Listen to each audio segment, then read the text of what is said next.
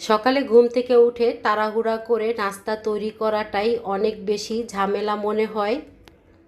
সম্পূর্ণ বেলাবেলি ঝামেলা ছাড়াই এই নাস্তাটি ঝটপট করে তৈরি করে নেওয়া যায়। নাস্তা তৈরি করার জন্য এখানে আমি 2 কাপ পরিমাণ আটা নিয়েছি, স্বাদ মতন লবণ দিয়েছি, চায়ের চামচের 1 চামচ পরিমাণ চিনি দিয়েছি। প্রথমে লবণ আর চিনি ভালো করে আটার সাথে মিশিয়ে নিয়েছি। এখন এখানে আমি অল্প অল্প করে পরিমাণ মতন পানি দিয়ে ব্যাটারটাকে গুলিয়ে নিব। আমার মতন যে সকল ভাই বোনেরা সকালের নাস্তা তৈরি করাটাকে অনেক বড় ঝামেলা মনে করেন, তারা এভাবে ঝটপট করে এই সকালের নাস্তাটা তৈরি করে নিতে পারেন। বানানো যেমন সহজ, আর হাতের কাছে কিছু সবজি থাকলে এই নাস্তাটি অনেক হেলদি করে তৈরি করা যায়। এখন আমি অল্প অল্প করে পানি দিয়ে ব্যাটারটাকে গুলিয়ে নিচ্ছি। পানির পরিমাণটা একেবারে বেশি করে দেওয়া যাবে না, আটার পরিমাণ অনুযায়ী পানিটা কম বেশি করে দিয়ে নেবেন। পরিমাণ মতন পানি দিয়েছি, এখন আমি হ্যান্ড উইচ দিয়ে ভালো করে নেড়ে চেড়ে নিচ্ছি। এর ফলে আটার ভিতরে কোনো দানা থাকবে না, খুব সুন্দরভাবে আটাটা পানির সাথে মিলে যাবে। আর এভাবে তৈরি করলে দেখা যায় নাস্তাটি কিন্তু খুব সুন্দরভাবে তৈরি করা যায়। তা রেস্টে রেখে দিয়েছি। কড়াইতে আমি পরিমাণ মতন সাদা তেল দিয়েছি। এখন দিয়ে দিচ্ছি 1/2 চামচ পরিমাণ গোটা জিরা। গোটা জিরা থেকে যখন খুব সুন্দর একটা গন্ধ আসছে, ওই পর্যায়ে এখানে আমি রসুন কুচি দিয়েছি। তা রসুন কুচিটা আমি 30 থেকে 40 সেকেন্ডের মতন তেলের সাথে ভেজে নিয়েছি। এখন আমি এখানে দিয়ে দিচ্ছি পেঁয়াজ কুচি।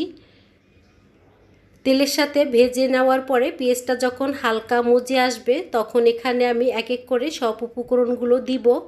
আর ভিডিওর এই পর্যায়ে যে সকল ভাই বোনেরা ধৈর্য সহকারে ভিডিওটা দেখছেন, আজকের রেসিপিটি যদি আপনাদের কাছে ভালো লেগে থাকে, ভাই বোনেরা একটা লাইক দিয়ে দিবেন। আশা করি সবাই ফুল ভিডিওটি দেখবেন। পরিমাণ মতন ক্যাপসিকাম আর টমেটো দিয়েছি। ক্যাপসিকাম আর টমেটো ফ্রোজেন ছিল। এখন আমি তেল পেঁয়াজের সাথে ক্যাপসিকাম আর টমেটো 1 মিনিটের মতন ভেজে নিব। এর ফলে ক্যাপসিকাম এবং টমেটোর থেকে কাঁচা গন্ধটা চলে যাবে। স্বাদ মতন লবণ দিয়ে দিচ্ছি। ঝালের জন্য কাঁচামরিচ কুচি দিয়েছি। নাস্তাটা আমি সকালের জন্য তৈরি করছি, সেজন্য এখানে আমি ঝালের পরিমাণটা কমই দিয়েছি। ঝালটা যে যেরকম খাবেন সেই পরিমাণ অনুযায়ী এখানে দিয়ে দিবেন। কালো গোলমরিচের গুঁড়ো দিয়েছি, অল্প করে গরম মশলার গুঁড়ো দিয়েছি। আপনাদের হাতের কাছে যদি ম্যাগি মশলা থাকে, সেক্ষেত্রে এখানে ম্যাগি মশলাটাও ব্যবহার করতে পারেন, বা নুডলসের মশলা থাকলে সেটাও দিয়ে দিতে পারেন। সবজিটা ফ্রোজেন ছিল, সেক্ষেত্রে রান্না করার জন্য সময়ের বেশি প্রয়োজন হয়নি। তা রান্না করা হয়ে গেছে, সবজিটাকে আমি এক সাইড করে নিচ্ছি। এখানে আমি সামান্য পরিমাণ তেল দিয়েছি, আর অফ ক্যামেরায় 2টি ডিম ভেঙে নিয়েছিলাম, সেটা দিয়ে দিচ্ছি। এখন আমি এই ডিম নেড়ে চেড়ে ভালো করে ভেজে নিব।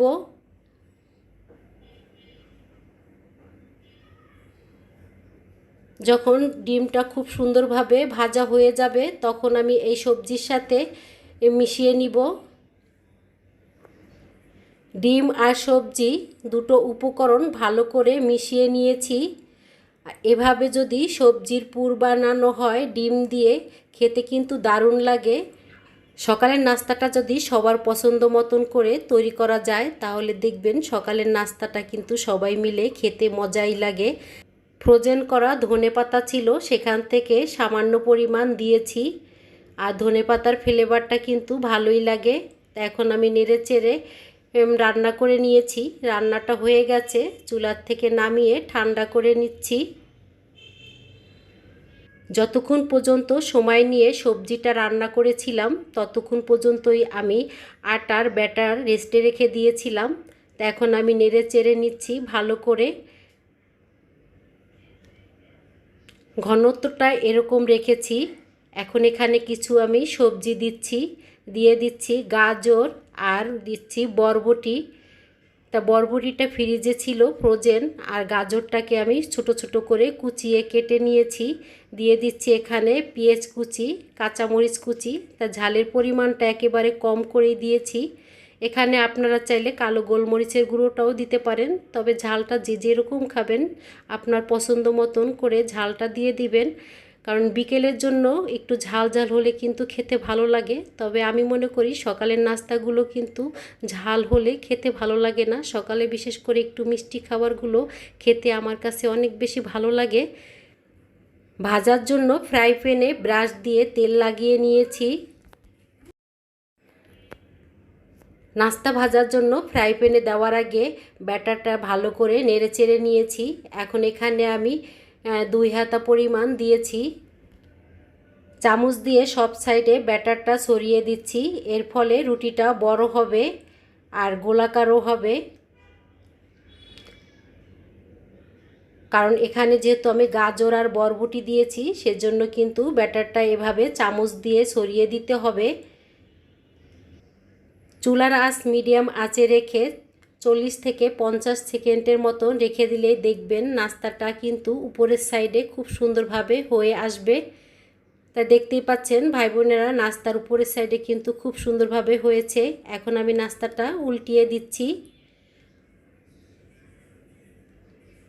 এখন এই উপরের সাইডে আমি আর ডিম দিয়ে আর সবজি দিয়ে যে পুর রান্না করে রেখে দিয়েছিলাম, সেই পুরটা এভাবে এক সাইড করে দিয়ে দিচ্ছি। পুরের পরিমাণটা একটু বেশি হলে নাস্তাটা কিন্তু খেতে দারুণ হবে, তা আমি একটু বেশি করেই দিয়েছি। এখন আমি অপর সাইড থেকে রুটিটা এভাবে উল্টিয়ে নিয়েছি। চামচ দিয়ে সব সাইড একটু ঠেসে ঠেসে দিচ্ছি, এতে করে সাইডের এই মুখগুলো খুব সুন্দরভাবে লেগে যাবে আর পুরটা কিন্তু বের হয়ে আসবে না। দেওয়ার সাথে সাথে এভাবে চামচ দিয়ে একটু ঠেসে দিলেই হয়ে যাবে। তা উপরের সাইডটা একটু ভালো করে ভাজার জন্য ব্রাশ দিয়ে একটু তেল লাগিয়ে নিচ্ছি। এখানে আপনারা চাইলে তেলটা না লাগিয়েও এই নাস্তাটা ভেজে নিতে পারেন, সম্পূর্ণ আপনাদের নিজেদের পছন্দ মতন করে। আর এভাবে যদি ব্রাশ দিয়ে উপরের সাইডে হালকা তেল লাগানো হয়, সেক্ষেত্রে কিন্তু উপরের সাইডে খুব সুন্দর একটা কালার আসে। উল্টিয়ে পাল্টিয়ে নাস্তাটা খুব সুন্দর করে ভেজে নিয়েছি। দোনো সাইড খুব সুন্দর করে ভাজা হয়ে গেছে। এখন আমি নাস্তা ফ্রাই প্যান থেকে তুলে নিচ্ছি। আরেকটি নাস্তাও আমি ভেজে দেখাচ্ছি। এখানেও আমি 2 হাতা পরিমাণ ব্যাটার দিয়েছি। তা এক সাইড ভাজা হয়ে গেছে, অপর সাইড উল্টিয়ে দিয়েছি। আর উল্টানো সাইডে আমি এভাবে সবজির পুরটা দিয়ে দিচ্ছি। তা পরিমাণ মতন দিয়েছি। এখন আমি এক সাইড থেকে এভাবে ধরে উল্টিয়ে নিচ্ছি। দেওয়ার সাথে সাথে আমি সাইডগুলো চামচ দিয়ে এভাবে লাগিয়ে নিচ্ছি। এর ফলে পুরটা কিন্তু বের হয়ে আসবে না। তা আবারও আমি উপরের সাইডে একটু তেল লাগিয়ে নিচ্ছি। তেল লাগিয়ে নাস্তাটা আমি উল্টিয়ে পাল্টিয়ে খুব সুন্দর করে ভেজে নিব। যে সকল ভাই বোনেরা ধৈর্য সহকারে এখন পর্যন্ত ভিডিওটা দেখছেন, তাদেরকে জানাই অনেক অনেক ধন্যবাদ ভাই বোনেরা ফুল ভিডিওটি দেখার জন্য। ভাজা হয়ে গেছে, এখন আমি ফ্রাই প্যান থেকে তুলে নিয়েছি। তো এইভাবে আমি প্রতিটা নাস্তাই ভেজে নিয়েছি। নাস্তাগুলো খেতেও যেমন মজা ছিল আর বানানো একেবারে সহজ। সকালবেলা উঠে সবজি কেটে নেওয়াটা যদি ঝামেলা মনে করেন, আগের দিন রাত্রেবেলায় কেটে বক্স বাটি করে ফ্রিজে নর্মাল ফ্রিজে রেখে দিতে পারেন। সেক্ষেত্রে সকালবেলা উঠে ঝটপট করে নাস্তাটা তৈরি করে নিতে পারেন। আজকের এই নাস্তা রেসিপিটি আপনাদের কাছে কীরকম লেগেছে, ভালো লাগলে চ্যানেলটি সাবস্ক্রাইব করে চ্যানেলের পাশেই থেকে যেতে পারেন।